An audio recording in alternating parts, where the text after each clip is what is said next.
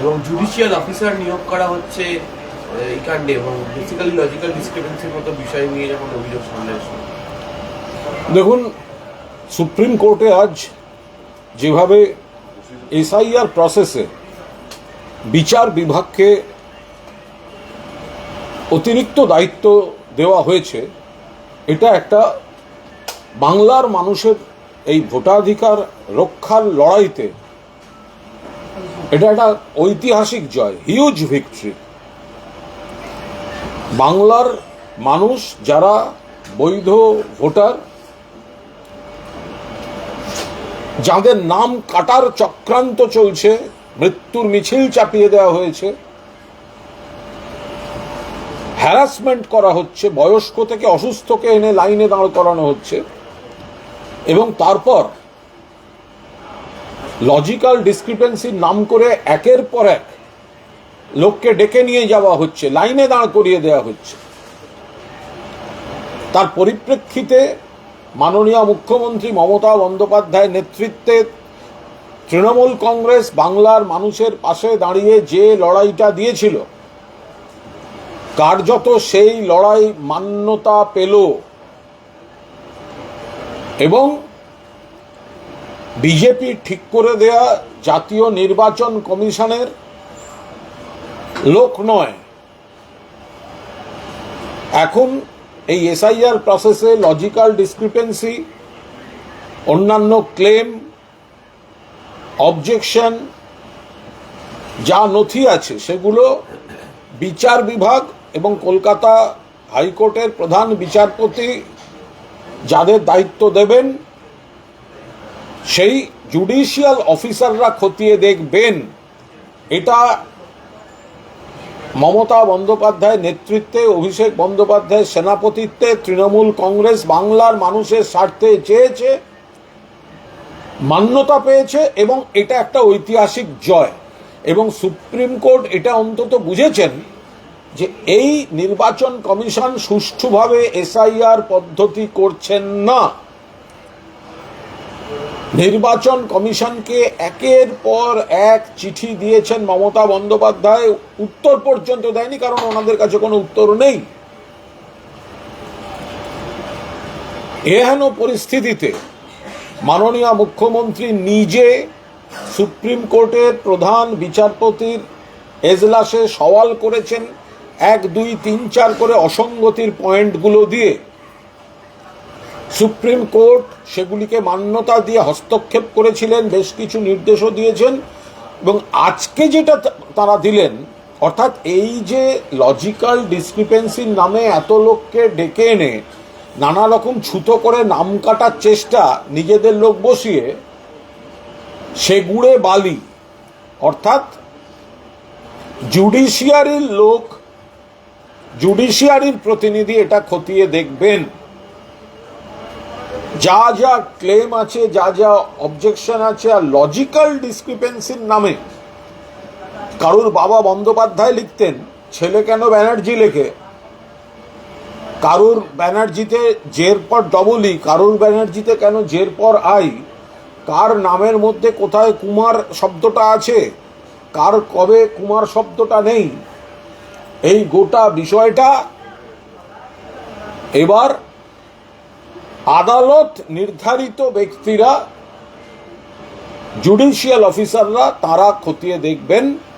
আমরা এই রায় স্বাগত জানাচ্ছি। এটা মমতা বন্দ্যোপাধ্যায়ের প্রতিবাদের জয়, এবং এই লড়াইকে কোন উচ্চতায় নিয়ে যাওয়া যায় সেটা মমতা বন্দ্যোপাধ্যায় দেখিয়ে দিয়েছেন। বিজেপি অন্য রাজ্যে কারচুপি করার মাধ্যমে, ভোটার লিস্টে কারচুপি করার মাধ্যমে ক্ষমতা দখলের যে চক্রান্ত করেছিল, মহারাষ্ট্র, দিল্লি, হরিয়ানা, বিহার, বাংলায় এসে সেটা ধাক্কা খেয়ে গেছে। কারণ যথাযথ লড়াইটা বাংলার মানুষ মাননীয় মুখ্যমন্ত্রী মমতা বন্দ্যোপাধ্যায়ের নেতৃত্বে দিচ্ছেন। এটা কি নির্বাচন কমিশনের উপর সুপ্রিম কোর্টের অনাস্থা? এটা নির্বাচন কমিশনের উপর সুপ্রিম কোর্টের অনাস্থা। নির্বাচন কমিশন যে পদ্ধতিতে এসআইআর চালাচ্ছে তার প্রতি অনাস্থা, তার প্রতি বিরক্তি, তার প্রতি অবিশ্বাস যে এই যে লজিক্যাল ডিসক্রিপেন্সির নামে অকারণে এত মানুষকে, লাখ লাখ মানুষকে এনে লাইনে দাঁড় করানো হচ্ছে, এটাই তো মমতা বন্দ্যোপাধ্যায় এবং তৃণমূল কংগ্রেস বারবার পয়েন্ট আউট করেছে যে এর মধ্যে চক্রান্ত হচ্ছে, তুচ্ছ কারণে এদেরকে এনে দাঁড় করানো হচ্ছে। এবং সুপ্রিম কোর্ট এই লজিক্যাল ডিসক্রিপেন্সির নামে যে এই হয়রানি হচ্ছে, এর পেছনে কোনো অন্য উদ্দেশ্য থাকতে পারে সেটা নিশ্চয়ই সুপ্রিম কোর্ট অনুমান করেছেন, উপলব্ধি করেছেন। সেই কারণেই নির্বাচন কমিশনের কাজে বিচার বিভাগকে অন্তর্ভুক্ত করে দিয়েছেন। এই নির্বাচন কমিশন বিজেপির এজেন্ট, বিজেপির দলদাস, এটা আমরা প্রথম থেকে বলে আসছি। আর আজ সুপ্রিম কোর্টের রায় নির্বাচন কমিশনের কাজে বিচার ব্যবস্থার কাঠামোকে অন্তর্ভুক্ত করে দায়িত্ব দিয়ে এটা প্রমাণিত হয়ে গেল যে সুপ্রিম কোর্ট কনভিন্সড যে জাতীয় নির্বাচন কমিশন নিরপেক্ষ নয়, দক্ষতা নেই, একেবারে গোটা বিষয়টা একটা উদ্দেশ্য প্রণোদিত বিশৃঙ্খলায় পরিণত করছে। যে এসআইআর করার ক্ষেত্রে কোর্ট আজকে মনে করছে যে জুডিশিয়ারিকে পার্ট হতে হবে, সেই ইলেকশন কমিশন একা করবে না, সেই জায়গা থেকে দাঁড়িয়ে এই ইলেকশন কমিশনে তো ভোট কন্ডাক্ট করবে। তো তাহলে সেক্ষেত্রে সেই ভোট কন্ডাক্টটা কতটা স্বচ্ছতার সঙ্গে হবে, কিভাবে হবে, সেটা তার পরের ব্যাপার। ওরা যেটাই করুক, দিনের শেষে মানুষের প্রতি আমাদের পূর্ণ আস্থা আছে। বাংলার মানুষ মমতা বন্দ্যোপাধ্যায়কে সমর্থন করেন এবং মমতা বন্দ্যোপাধ্যায়ের প্রার্থীদেরই নির্বাচিত করবেন। মানুষের সঙ্গে যোগাযোগ নেই এই বঙ্গ বিরোধী ভারতীয় জনতা পার্টি। তারা যতই চেষ্টা করুক, তারা তো বাংলার মানুষের মন থেকে বিচ্ছিন্ন। আচ্ছা, কিন্তু এখানে রাজ্য সরকারের সমালোচনা করা হয়েছে যে অফিসার চাওয়া হয়েছিল, রাজ্য সরকার সেই অফিসার নিযুক্ত করেননি। আইন শৃঙ্খলার পরিস্থিতি নিয়েও একটা উদ্বেগ প্রকাশ করেছে সুপ্রিম কোর্ট। অর্ডারের কপি পেলে যারা কনসার্ন আইনি বিশেষজ্ঞ যারা আছেন তারা খতিয়ে দেখবেন। একটা বড় মামলার নানা রকম আলোচনার সময় টুকরো টুকরো কথা উঠে আসে, সব নিয়ে তো আমরা ওইভাবে মন্তব্যও করব না। নিট রেজাল্ট কোনটা? নিট রেজাল্ট এইভাবে লজিক্যাল ডিসক্রিপেন্সি বা বিভিন্ন ভুয়ো ক্লেম করে মানুষকে বাদ দেওয়ার চক্রান্ত হচ্ছিল, বিজেপি ঠিক করে দেয়া ওই নির্বাচন কমিশন ওসব করছিল, তাতে জল ঢেলে দিয়ে সুপ্রিম কোর্ট, মহামান্য সুপ্রিম কোর্ট বিচার বিভাগ থেকেই অফিসার বসিয়ে দিচ্ছেন বা যারা দেখবেন তারা হ্যান্ডেল করবেন গোটা বিষয়টা। এখন এটাই যাদের যাদের দুঃখ হবে তারা অন্যান্য বিষয়কে বড় করে দেখাতে চাইবে, কিন্তু আসল বড় বিষয়টা হচ্ছে এইটা। যে নির্বাচন কমিশনের তরফে একটা সওয়াল করা হয় যে ডিএম অফিস থেকে ওকে হয়ে আসছে, কিন্তু ফাইনাল স্ক্রুটিনিতে ভুল ধরা পড়ছে, কি করে হচ্ছে, এ ধরনের একটা সওয়াল করা হয়। এত তড়িঘড়ি করে অপরিকল্পিতভাবে বিপুল কাজ যদি চাপিয়ে দেওয়া হয়, সেখানে কখন কোনটায় কি ত্রুটি থাকছে সেগুলোর সঙ্গে তো কোনো রাজনীতির সম্পর্ক নেই, ফলে এ নিয়ে মন্তব্য করা যায় না। যে কাজটা 2 বছর ধরে করা উচিত সেটাকে 2 মাসে বিজেপির সুবিধা করে দেওয়ার জন্য একটা ভুল ভাল ধারণা নিয়ে অপরিকল্পিত, অদূরদর্শী, হঠকারী, অপ্রস্তুত একটা সিস্টেমকে চাপিয়ে দেওয়া হলো, মৃত্যুর মিছিল হয়ে গেল, আতঙ্ক তৈরি হলো। তো এখন সেগুলো তারা তৈরি নয়, করবে এটা কি? এখনো কত বাকি, আবার তো দিন বাড়াতে হবে। আমরা তো গোড়াতেই বলেছিলাম যে এই সময় হবে না, তা এখনো তো দেখা যাচ্ছে প্রায় 56 লক্ষের বেশি গতকাল রাত্রের পরিস্থিতি ছিল। হাতে 2 দিন সময় 56 লক্ষকে এখন তাদের ভাগ্য নির্ধারণ করতে হবে। তো কিভাবে সম্ভব? কেন তাড়াহুড়ো হলো? কিসের জন্য তাড়াহুড়ো হলো? কেন মানুষকে হ্যারাস করা হলো? কেন মানুষকে মৃত্যুর দিকে ঠেলে দেওয়া হলো? এর জন্য দায়ী নির্বাচন কমিশন আর ভারতীয় জনতা পার্টি। আজকে না, আজকে মুখ্য নির্বাচনী আধিকারিকের দপ্তরের সামনে তৃণমূলপন্থী বিএলওদের বিক্ষোভ, কালকে সুজাপুরে বিএলওর মৃত্যুর পরিপ্রেক্ষিতে বিক্ষোভ করে নির্বাচন কমিশনের জন্যই তো এই মানুষের মৃত্যুর মিছিলটা চলছে, এবং তারা বিজেপির দলদাসের ভূমিকা, বিজেপির এজেন্টের ভূমিকা পালন করছেন। ফলে বিক্ষোভ প্রশ্ন তো তাদের ঘিরেই থাকবে। বৈধ নাগরিকরা উদ্বেগে পড়ে যাচ্ছেন, কেউ আত্মহত্যা করছেন, কেউ অসুস্থ হয়ে মারা যাচ্ছেন। বিএলওদের একই হাল, সেখানেও আত্মহত্যা, সেখানেও অসুস্থতা, মৃত্যুর মিছিল। মুখে মুখে ফতোয়া দিয়ে, হোয়াটসঅ্যাপ দিয়ে পাঠিয়ে দেওয়া হচ্ছে, সুপ্রিম কোর্ট বলার পরেও শুনছে না। তো বিএলওদের যে সমস্যা, বিএলওদের যে যন্ত্রণা, আর বিজেপির স্বার্থে সেগুলোকে উপেক্ষা করে অবৈজ্ঞানিকভাবে নির্বাচন কমিশনার যেগুলো চাপিয়ে দিচ্ছে, তো সেখানে তো বিক্ষোভ, তাদের বক্তব্য তারা জানিয়েছেন। এই যে ডিএ মামলায় সুপ্রিম কোর্টের দ্বারস্থ হচ্ছে সংগ্রামী যৌথ মঞ্চ। যাক না, সারা রাজ্য জীবন সরকার কোনো সুপ্রিম কোর্টের নির্দেশ মানছে না।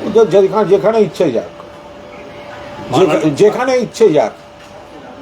এই এই এই মঞ্চ, এটা তো একটা রাজনীতি করার মঞ্চ। বাংলায় মমতা বন্দ্যোপাধ্যায় সরকার যতটা পেরেছেন ডিএ দিয়েছেন, এবং আনুপাতিক হার এবং শতাংশের হিসাব করে দেখবেন যে সেটা খুব একটা পিছিয়ে নেই। যেটা যেভাবে দেখানো হচ্ছে সেটা সেভাবে দেখানোর নয়।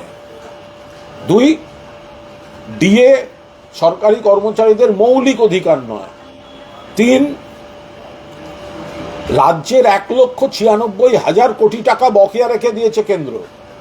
কই এই আন্দোলনকারীদের মুখে তো শোনা যায় না একবারও যে কেন্দ্র অবিলম্বে বাংলার টাকা দাও, তাহলে রাজ্য সরকারও তো আরও একটু হাত খুলে খরচা করতে পারে। তো তারা তো বিজেপি সিপিএম এর মঞ্চে পরিণত হয়েছে। বহু রাজ্যে আছে ডিএ একটু বেশি কিন্তু পেনশন নেই, এ রাজ্যে তো পেনশনও রয়েছে। মমতা বন্দ্যোপাধ্যায় যতটা পারেন দিচ্ছেন, আর এদের তো শুধু ময়দানে বসে থাকাটা অভ্যাস হয়েছে, কাজকর্ম তো টেবিলে তো দেখা যায় না। এই যারা আন্দোলনকারী, সাধারণ মানুষকে এই কজন আন্দোলনকারী যে কি পরিষেবা দিয়েছেন এদের চাকরি জীবনে, তারা উচিত সেগুলো সব স্পষ্টভাবে হিসাব দেওয়া। আন্দোলন করলে নিশ্চিন্ত যে কাজ না করে অফিসের টেবিলে না বসে ধর্ণামঞ্চে গিয়ে বিরোধী নেতাদের সঙ্গে ছবি তোলা যায়, আর দিল্লিতে মাঝে মধ্যে ওখানে বেড়াতে যাওয়া যায়। সেই সব করেছে, যেখানে ইচ্ছে যা। হাইকোর্টে আজকে এনআইএ অভিযোগ করলো সুপ্রিম কোর্টের নির্দেশের পরেও বেলডাঙ্গার কেস ডায়েরি রাজ্য সরকার হস্তান্তর করছে না, এটা আইনি বিষয়। কেন কি সেগুলো না দেখে, এটা রাজনৈতিক কোনো মন্তব্য নয়। যেটা আইনের মধ্যে একটা বিষয় চলছে, নিশ্চয়ই সেটা যারা রাজ্যের পক্ষে রয়েছেন বা অন্য আইনজীবীরা, তারা সেটা নিশ্চিতভাবে ব্যাখ্যা করবেন। তার সঙ্গে দলের রাজনীতির কোনো সম্পর্ক নেই। বিজেপি নেতা সপ্তর্ষি বন্দ্যোপাধ্যায়ের একটা ভিডিও ভাইরাল হচ্ছে, তিনি বলছেন যে বিহারে মাছ মাংস খাওয়া বন্ধ করে দিয়েছে বিজেপি সরকার, এখানেও বিজেপি সরকার ক্ষমতায় এলে মাছ মাংস বন্ধ করে। বিজেপি তো বন্ধ করেছে। বিজেপি তো বিহারের যা নোটিশ দিয়েছে সে তো ভয়ঙ্কর নোটিশ। বিজেপি বিহারে নোটিশ দিয়েছে, ওই প্রকাশ্যে ওরা উদ্যোগ নিচ্ছে, একটা উদ্যোগ নিচ্ছে প্রকাশ্যে মাছ মাংস বিক্রি করা যাবে না। আবার এখানে বিজেপির নেতা বলছেন, বিজেপির বিধায়ক বলছে আমরাও এসব মাছ মাংস প্রকাশ্যে বন্ধ করে দেবো। আরে মাছে ভাতে বাঙালি, ইচ্ছা হলো মাছ মাংস ডিম বন্ধ করে দেবে। দিল্লিতে করেছিল তো, বন্ধ করে দিয়েছিল, নিয়ে অশান্তি হলো, গুন্ডামি করেছে। এর 2-3টে কারণ আছে। এক হচ্ছে আমাদের খাদ্যাভ্যাসে ওরা কেন হাত দেবে। 2 হচ্ছে কেউ আমিষ খান, কেউ নিরামিষ খান। যারা নিরামিষ খাও তারা নিরামিষ খাবেন, কে বারণ করেছে? আর অনেক আমিষ খাওয়া ব্যক্তিও আছেন, কোনো বার, কোনো পুজো বা কোনো উপলক্ষে তারা সেদিন নিরামিষ থাকবেন। কিন্তু আমিষ খাওয়ার উপর এদের নজর, আমিষ বন্ধ করার হুমকি, এগুলোর সঙ্গেও এই মৎস্যজীবী থেকে শুরু করে মাছ খাওয়া বন্ধ। আরে মৎস্যজীবী পরিবারগুলোর কথা ভেবেছে এরা? এই মাছ মাংস ডিম,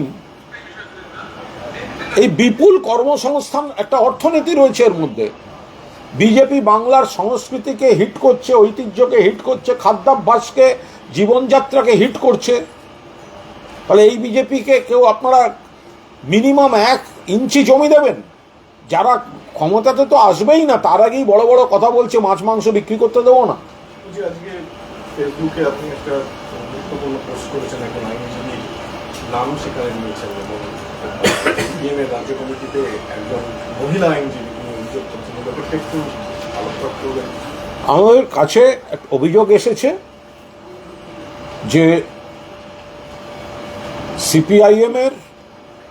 সিপিএমপন্থী একজন আইনজীবী, যাকে এই চাকরি মামলায় চাকরি খাওয়া, চাকরি আটকে দেওয়া দেখা যায়, এবং মিডিয়া এবং সোশ্যাল মিডিয়ায় বসে মাননীয় মুখ্যমন্ত্রী, সরকার তাদের বিরুদ্ধে কুৎসা করেন, বড় বড় কথা বলে, কখনো ধর্ণা মঞ্চে যায় চাকরির দাবিতে, আবার তারা মমতা বন্দ্যোপাধ্যায় তাদের চাকরি দিলে তখন চাকরি আটকাতে আবার তাদের পিঠে ছুরি মারতে কোর্টে যায়। এমন এক আইনজীবী, তার বিরুদ্ধে তারই অফিসের একজন মহিলা আইনজীবী বিস্ফোরক অভিযোগ করেছেন, বিস্ফোরক। সেই মহিলা আইনজীবী তিনিও বামপন্থী, ফলে তিনি প্রথমেই সম্ভবত পুলিশের কাছে না গিয়ে তিনি তার পার্টির রাজ্য সম্পাদককে অ্যাড্রেস করে একটি চিঠি দিয়েছেন। সেই চিঠিটি 4 পাতার চিঠি। সেই চিঠিতে ভদ্রমহিলার নাম, ফোন নাম্বার সহ সবিস্তার গোটা বিষয়টা দেয়া আছে। এখন দেখার বিষয় যে এটা তারা খতিয়ে দেখেন নাকি সিপিএমের পেয়ারে লালরা আবার নেমে যাবে, কারণ অনেক পেয়ারে লালের নাম আছে এই চিঠিতে, সিপিএমের অনেক পেয়ারে লালের নাম আছে এই চিঠির মধ্যে। যে একজন মহিলা বলছেন যে আমার ওর বিরুদ্ধে অভিযোগ, কিন্তু তিনি আবার আমায় হুমকি দিতে অমুক পেয়ারে লালকে ব্যবহার করেন। তো এরাই তো সন্ধ্যেবেলা করে বড় বড় কথা বলে বিভিন্ন চ্যানেলে বসে। তো সিপিএম ব্যবস্থা নিক। এখন কনসার্ন যে আইনজীবী, যাকে বারবার চিঠিতে তার নামটাম সবই আছে, আমি সেটা বলছি না, মানে এখন আজ এই মুহূর্ত পর্যন্ত বলছি না, যে প্রভাবশালী এবং এই প্রভাবটাকে ভাঙিয়েই আমার কণ্ঠরোধের চেষ্টা হচ্ছে ইত্যাদি ইত্যাদি। এবং সব থেকে যেটা আতঙ্কের সেটা হচ্ছে ওই ভদ্রমহিলা কিন্তু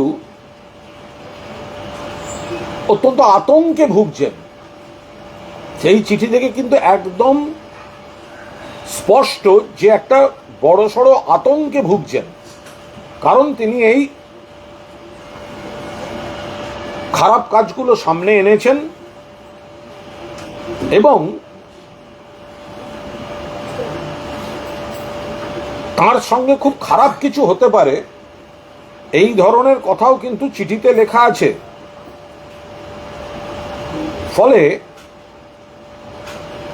এটা শুধুমাত্র আর সিপিএম এর ভেতরে চিঠি নেই, কোনো কারণে ভদ্রমহিলার যদি কোনো কিছু হয়ে যায় তাহলে তো পুলিশের অবিলম্বে, এই চিঠি প্রকাশ্যে আসছে, পুলিশের অবিলম্বে ব্যাপারটা খতিয়ে দেখা উচিত।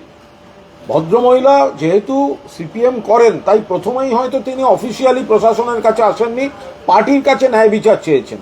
তো মোহাম্মদ সেলিমের পার্টি তো আর পেয়ারে লালদের বিরুদ্ধে ব্যবস্থা নেবে না, কিন্তু ভদ্রমহিলার যদি কোনো ক্ষতি হয়ে যায়, চিঠিতে পরিষ্কার যিনি লিখছেন যে তার যদি ক্ষতি হয়ে যায় তখন তার দায়িত্ব কে নেবে? তখন তো আর এদেরকে ধরে লাভ নেই, তার আগে থেকে তো ব্যবস্থা নেওয়া উচিত। ফলে আমার মনে হয় যে ভদ্রমহিলা আনুষ্ঠানিকভাবে পুলিশে যান বা সৌজন্য পার্টির প্রতি দরদ দেখিয়ে প্রথমেই না যান, তাঁর চিঠির ভাষা এটা কিন্তু তার অত্যন্ত উদ্বেগজনক। এখন সংশ্লিষ্ট আইনজীবী তিনি সরাসরি সিপিএমের মেম্বার নন, ফলে সিপিএম সাংগঠনিকভাবে এটা কতটা ব্যবস্থা নিতে পারবে কি পারবে না পরের কথা, কিন্তু যে অভিযোগগুলো রয়েছে সেটা ক্রিমিনাল অফেন্স। ফলে সিপিএমের যদি সততা স্বচ্ছতা থাকে তাহলে সিপিএমের রাজ্য সম্পাদককে লেখা চিঠি তিনি এটা পুলিশকে হ্যান্ডওভার করে দিন আইনের ব্যবস্থা নেওয়ার জন্য। তাদের যদি ব্যবস্থা নেওয়ার ক্ষমতা না থাকে বা না নেন, বা পেয়ারেলালদের বিরুদ্ধে ব্যবস্থা না নেন, এরাই তো আবার মোমবাতি মিছিল অমুক তমুক এইসব করে বেড়ান। আর যাদের যাদের নাম রয়েছে, যে ব্যক্তি মূল অভিযুক্ত আর যে সব যে ওই পেয়ারেলালরা সেলিম সাহেবের পেয়ারে তাদের নাম টাম সব লেখা রয়েছে। ফলে আমার মনে হয় যে এটা অত্যন্ত সিরিয়াস একটা চিঠি, সেটা সবাই দেখুন যে সিপিএম এর মধ্যে কি চলছে আসলে। বলছি যে বাড়ি বাড়িতে পাঠানো যে মোদির চিঠি, সেই চিঠিতে শুরু হচ্ছে জয় মা কালী দিয়ে, জয় শ্রীরাম তো কোথাও নেই। আবার যে বাড়ি বাড়ি পাঠানো চিঠি হচ্ছে, তো এরকমই তো আপনারা উন্নয়নের পাঁচালী কর্মসূচিতে মমতা বন্দ্যোপাধ্যায় চিঠি দিয়ে পাঠাচ্ছেন, তো এই ক্ষেত্রে কি কোথাও মনে হচ্ছে যে আপনাদের বিষয়কে নকল করা হচ্ছে ভোটে? প্রধানমন্ত্রী নরেন্দ্র মোদীর নাম করে যে চিঠিটা বিজেপি খানিকটা নিয়ে যাচ্ছে, বাড়ি বাড়ি যাচ্ছে আমি এটা বলতে পারবো না, তার কারণ সব এলাকায় ওদের BLA 2 দিতে পারিনি, লোক নেই, জন নেই। ওদের ছাপাখানায় খোঁজ নিয়ে দেখুন, সব মিলিয়ে 20 থেকে 25,000 ছাপিয়েছে কিনা সন্দেহ। নিয়ে যাবে কে? লোকটা কোথায়? নেবে কে?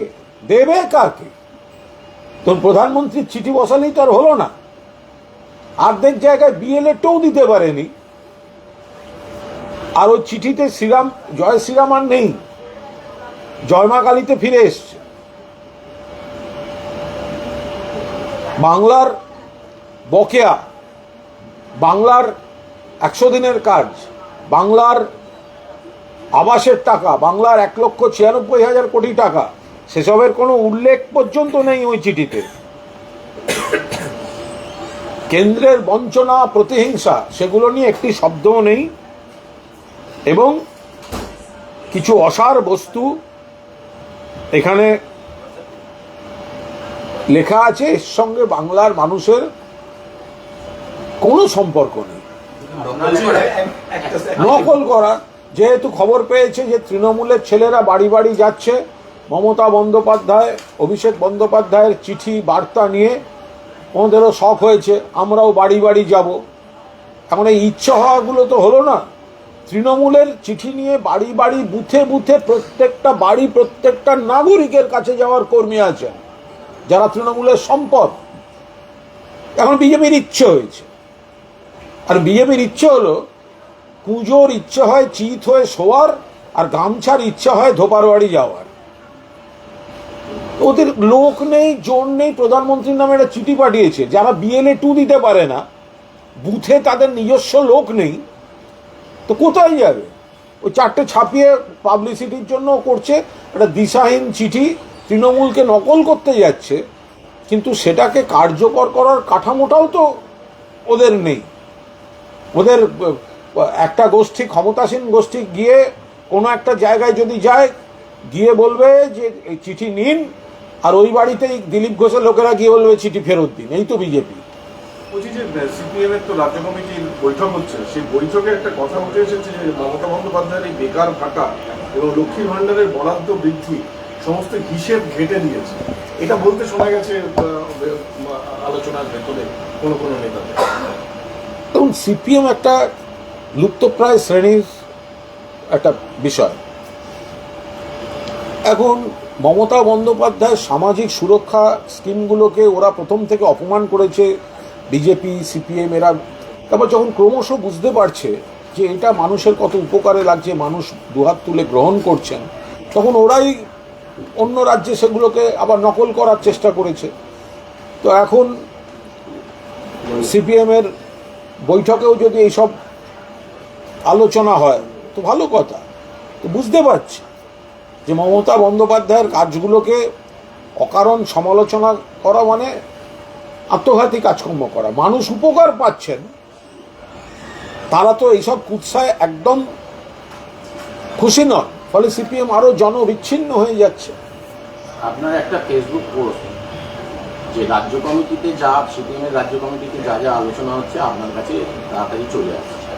দীপশিখা ধর তিনি অভিযোগ করছেন যে তারা যারা সিপিএমের মধ্যেই আছেন, যারা কর্মী, তাদের কাছেই আসতে একটা প্রসেস মানে মধ্যে দিয়ে আসে। তা পুনর্বাবু কীভাবে জানতে পারে? তো সেটা তো ওদের নেতাদের জিজ্ঞেস করলেই হয়। আমি তো ওটা একাধিক বিষয় প্রকাশ্যে এনে দেখিয়ে দিয়েছি, কোন সম্পাদক মণ্ডলীতে কোন বিষয় আলোচনা হয়েছে, কোন সম্পাদক মণ্ডলীতে গণশক্তির এডিটার চেঞ্জ কখন কি হবে আলোচনা হয়েছে, কে কার পক্ষে বলেছেন, এগুলো তো আমি প্রকাশ করে দিয়েছি। আমি নতুন, আর ও ছোটো, অনেক আমাদের বাচ্চা মেয়ে, অ্যাকচুয়ালি ওর রাজনৈতিক কাকা জ্যাঠাদের সঙ্গে আমার যোগাযোগ ছিল, তো ফলে ওর এগুলো বুঝতে সময় লাগবে। ও কোনো একটা মিটিংয়ে বসে দেখবে, আমি 10 মিনিটের মধ্যে ওকে জানিয়ে দেবো ওর মিটিংয়ে কী হয়েছে। প্রতিকুল রহমান, তিনি তো প্রতিকুর রহমান কিন্তু মমতা বন্দ্যোপাধ্যায়ের আন্দোলন, এসআইআর আন্দোলনকে সমর্থনের কথা বলেইছে। তোমরাও ভাবো, এবার হ্যাঁ? বলছি তোমরাও ভাবো সেটা সমর্থন করার কথা। বলো। এবার উনি বলছেন যে অভিষেক বন্দ্যোপাধ্যায়কে উনি শ্রদ্ধা করেন। ঠিকই তো।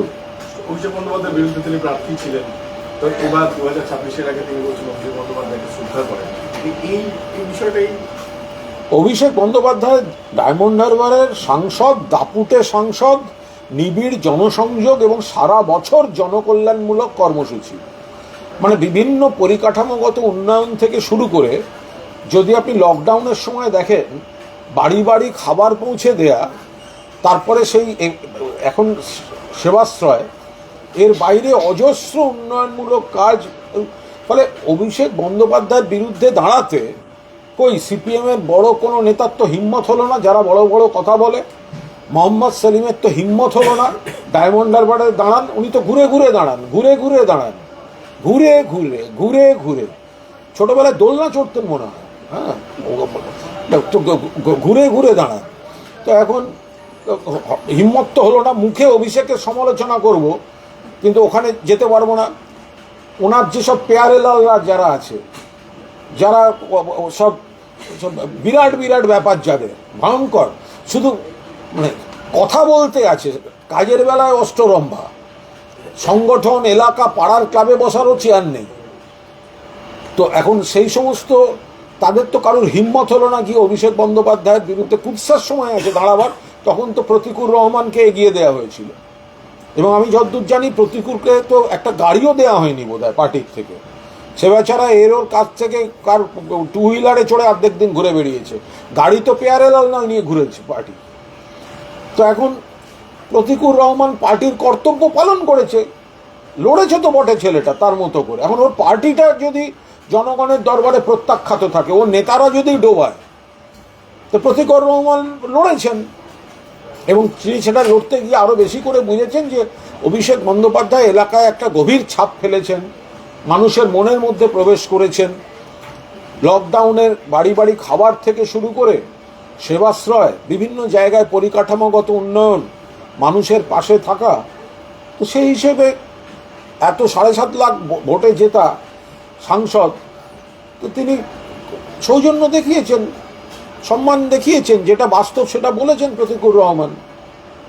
তো সিপিএমে যদি এত গায়ের জ্বালা হয়, প্রতিকুর একটা গরিব ঘরের ছেলে বলে প্রতিকুর একটু নিজের কথা বলতেই তাকে গালাগালি করা হচ্ছে, যখন মমতা বন্দ্যোপাধ্যায় সওয়াল করার পর মানিক সরকার, ত্রিপুরার বর্ষীয়ান নেতা, প্রাক্তন মুখ্যমন্ত্রী মানিক সরকার যখন মমতা ব্যানার্জির প্রশংসা করলেন, তখন তো আলিমুদ্দিনের এই সমস্ত এই পেয়ারেলালগুলোর দম হলো না মানিক সরকারের বিরুদ্ধে কথা বলার।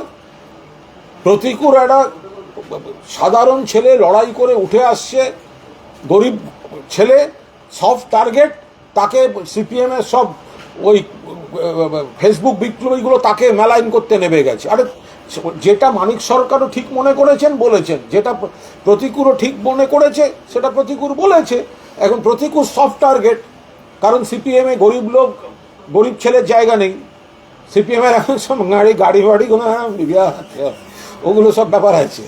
তো এখন ফলে ও বন্ধুর মোটর সাইকেলের পেছনে বসা ছেলে, তাই ওকে গালাগালি করা হচ্ছে। একটা ছবি ছেড়েছে শুনলাম যে কোথায় নাকি প্রতিকুর ফিতে কাটছে আর পেছনে দাঁড়িয়ে মোহাম্মদ সেলিম, পাশে কলতান। তাই নিয়ে 4টে পেয়ারেলাল বলে দিলে এই হচ্ছে পার্টি। সম্পাদক এগিয়ে দিয়েছেন তরুণ তারা, ঘোড়ার ডিম, ওটা এসএফআই এর একটা স্টল, এসএফআই এর স্টল, এসএফআই এর সভাপতি তার ফিতে কেটেছে, সেটা দেখিয়ে নিজেদের মার্কেটিং করতে হচ্ছে। লজ্জা হওয়া উচিত। উল্টে তো এই প্রশ্ন করা যায় যে ফিতে কাটছিল আর যে পাশে দাঁড়িয়েছিল কলতান, প্রতিকুর কলতান দুজনকেই তো গ্যারেজ করেছেন এরা।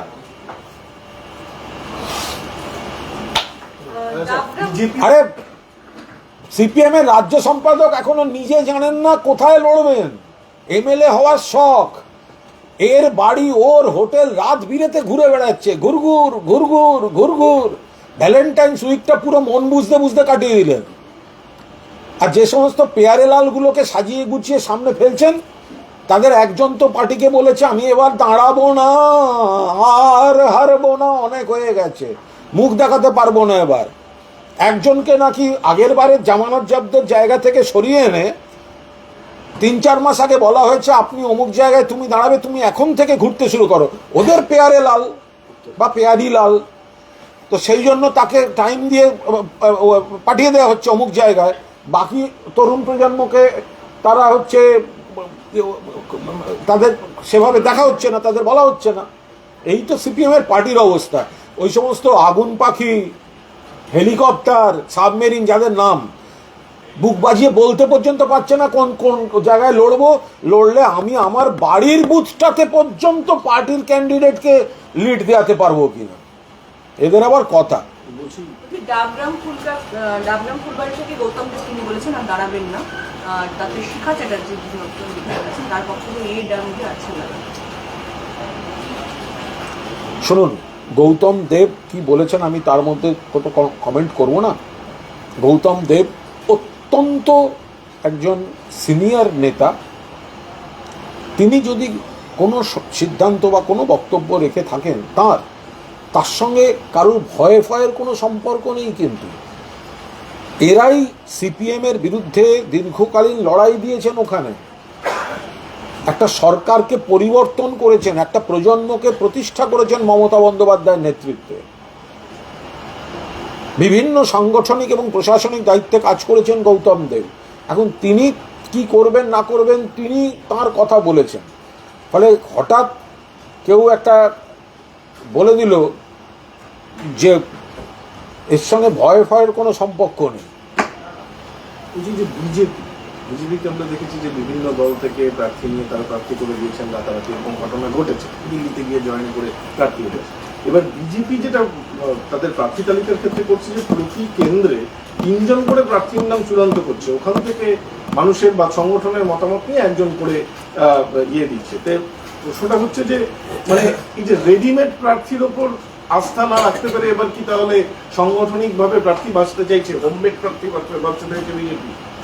3 জন করে নাম, আমি এ নিয়ে কোনো মন্তব্য করবো না, কারণ বিজেপি সব কেন্দ্রে তো নাম দিতে পারবে না।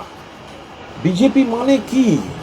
গতবার প্লেন পাঠিয়েছিল নিয়ে যেতে, প্লেনে করে তৃণমূল থেকে লোক নিয়ে গেলাম, পরে তারা ভোটের পর বলছে দিদি প্লেন চাই না, অটো পাঠাও, টোটো পাঠাও, ফিরে যাব। এই তো বিজেপি, তার আবার বড় বড় কথা। বিজেপি কিভাবে প্রার্থী বা কারা হারবে তাদের নাম তো ঠিক করছে, তাতে আমাদের কি? তাতে তৃণমূলের প্রার্থী তালিকার মূল মানদণ্ড মানে মূল কি হবে? মানে একসময় পারফরমেন্সের কথা বলা হতো, ওটা নিয়ে বলার মুখপাত্ররা কেউ নয়। তৃণমূলের প্রার্থী তালিকা দলের শীর্ষ নেতৃত্ব মমতা বন্দ্যোপাধ্যায়, অভিষেক বন্দ্যোপাধ্যায় শীর্ষ নেতৃত্ব ঠিক করবেন। এবং তৃণমূলের প্রার্থীদের প্রতি বারবার মমতা বন্দ্যোপাধ্যায়ের প্রতি বাংলার মানুষের সমর্থন থাকে বলেই মমতা বন্দ্যোপাধ্যায় বারবার সরকার গড়ছেন, এবারও গড়বেন। সেটা হচ্ছে যে বেলেঘাটার যে খুন হয়েছে তার দাদা, তিনি বলছেন যে এই ঘটনার যারা অ্যাবসকন্ডেড ছিল, যে মূল অ্যাবসকন্ডেড দুজন, দেখা যাচ্ছে যে এসআইআর এর ফর্ম তারা ফিল আপ করেছে এবং এটা নিয়ে তিনি ফর্ম 7 ফিল আপ করেছেন, যে কীভাবে যারা অ্যাবসকন্ডেড তারা কী করে এসআইআর এর ইনভার্সন ফর্ম ফিল আপ করছে। টেকনিক্যাল বিষয়, এ বিষয়ে সেরকম কিছু, এ নিয়ে কোনো রাজনৈতিক মন্তব্য হয় না। মানে এটা হলে ওটা হয় না, ওটা হলে এটা হয় না, খুব মুশকিল। এটা হাইলি টেকনিক্যাল ব্যাপার এবং আমার মনে হয় না এটার সঙ্গে ওর সম্পর্ক আছে, ওটার সঙ্গে সম্পর্ক আছে। তো ওনার ব্যাপার, ওনার যাবেন, ওনার গিয়ে বলুন। আবার তো ঘুরে ফিরে তো সেই যাবেন কোর্টে আর হারবেন ভোটে, তো মিটে গেল। একটা ভিডিও ভাইরাল হয়েছে, যে ভিডিওতে দেখা যাচ্ছে একটি কুকুর বিজেপির পতাকা লাগানো আছে, সেই পতাকা খাচ্ছে, তারপরে হচ্ছে বিজেপির যে পোস্টার রয়েছে সেই পোস্টারটা, এটা স্থানীয়ভাবে অনেকেই বলছেন যে কুকুরও বুঝতে পারছেন, যদিও অভিনেতা পাল তিনি দাবি করেছেন এটা এআই ক্রিয়েটেড। না, এটা দেখুন, আমরা তৃণমূল কংগ্রেস, আমরা আমাদের দল, আমাদের দলের কিছু চিন্তা ভাবনা, মমতা বন্দ্যোপাধ্যায়ের কিছু নীতি আদর্শের বিষয় রয়েছে। আমরা বিজেপির বিরুদ্ধে লড়বো, সিপিএমের বিরুদ্ধে লড়বো, রাজনৈতিক তরজা হবে, কংগ্রেস যেখানে মানে বিরুদ্ধে লড়বো। বাট প্রত্যেক দলেরই তাদের পতাকা, তাদের প্রতীক, আমরা সেগুলোকে কোনো অসম্মানজনক কাজ আমরা রাজনীতিতে আইডিওলজিক্যাল ব্যাটল নিয়ে যাব। দরজা কখনো কখনো বেড়ে যায়, কমে, কিন্তু আমি বিজেপির পতাকার অবমাননা করব বা সিপিএমের পতাকার অবমাননা করব বা কংগ্রেসের পতাকার অবমাননা করব, এটা আমরা বিশ্বাস করি না। ভোটের আগে শেষ পরীক্ষা, বড় পরীক্ষা হতে চলেছে আগামী 1 তারিখ এবং 8 তারিখ। সেটা হচ্ছে স্কুল সার্ভিস কমিশনের গ্রুপ ডি, গ্রুপ সি, এখানে প্রায় 17 লক্ষ লোক পরীক্ষা দেবেন। তো এক্ষেত্রে কমিশন অনেক সতর্ক এবং তারা নির্দেশ দিচ্ছে যে জুতো পরে কেউ আসবেন না, চটি পরে আসবেন। এটা প্রশাসনিক, আমি এটা একদম মন্তব্য করব না। সতর্কতা ভালো তো, কারণ আজকালকার দিনে নানা রকম প্রযুক্তি বেরিয়েছে, নানা জিনিসপত্র বেরিয়েছে। এত ছেলে মেয়ে ভালো পরীক্ষা দেবেন, তার মধ্যে একজন যদি একটা অদ্ভুত অত্যাধুনিক কোনো একটা প্রযুক্তির সাহায্যে কিছু মানে ভুল কাজ করে, তো সেগুলোর জন্য সব তাতে যদি পরীক্ষা নিয়ন্ত্রক সংস্থা কোনো ব্যবস্থা নেয়, সেটা ভালো। এসআর নিয়ে যেটা বললে ওরা 3 মিনিট বলে দিতে হবে। বন্ধ করে দাও।